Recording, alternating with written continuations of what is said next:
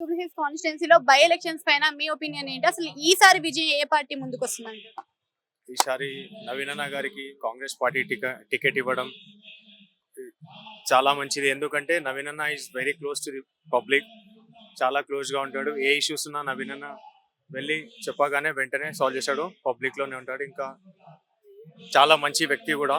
ఈసారి అయినా ఫుల్ మెజారిటీతో గెలవాలని నేను కోరుకుంటున్నాను. అంటే ఇంకో అంశం కిందకి తీసుకుంటే మనకి ఆ అక్కడ హ్యాట్రిక్ విజయాలు 3 సార్లు సాధించారు. ప్రజల్లో ఉన్నారు.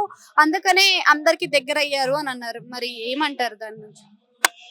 ఈసారి కాంగ్రెస్ ప్రభుత్వం 6 గ్యారెంటీలు కూడా మెయిన్లీ రేషన్, ఇంకా మహిళలకి ఉచిత బస్సు, ఇంకా అన్ని 1 by 1 అంటే మనకి గవర్నమెంట్ రాగానే వెంటనే చేయలేం కదా. It may take some more time. అంటే 5 yearsలో 2 years అయింది.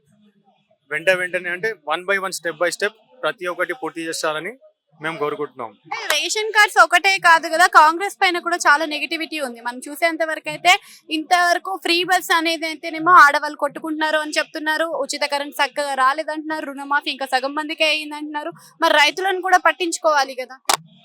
ఎస్, డెఫినెట్ గా. కాకపోతే మనం ఏదైతే స్కీమ్స్ అనేటివి ఉన్నాయి 1 by 1 కంప్లీషన్ అవుతుంది కదా. అన్ని వెంటనే చేయాలంటే గవర్నమెంట్స్ కి ప్రీవియస్ గవర్నమెంట్ ఫండ్స్ ఉంటాయి. ఇప్పుడు రీసెంట్ గా వచ్చిందిగా ఫండ్స్ రాగానే 1 by 1 స్కీమ్ అనేది కంప్లీట్ అవుతుంది. ఎట్ ఏ టైం అంటే అన్ని కుదరవు కదా. So comparing to previous government ఇప్పుడున్న గవర్నమెంట్ కి తేడా ఏమనిపిస్తుంది? ప్రీవియస్ గవర్నమెంట్ అంటే ఈ ప్రజెంట్ కాంగ్రెస్ లీడర్స్ ఎవరైతే ఉన్నారో ప్రజల్లో ప్రజల్లో అనుకూలంగా ఉంటారు. మనం వెళ్తే కానీ మన ఏ ఇష్యూస్ ఉన్నా అని కూడా వాళ్ళు వెంటనే రెస్పాండ్ అవుతారని నేను అనుకుంటున్నాను.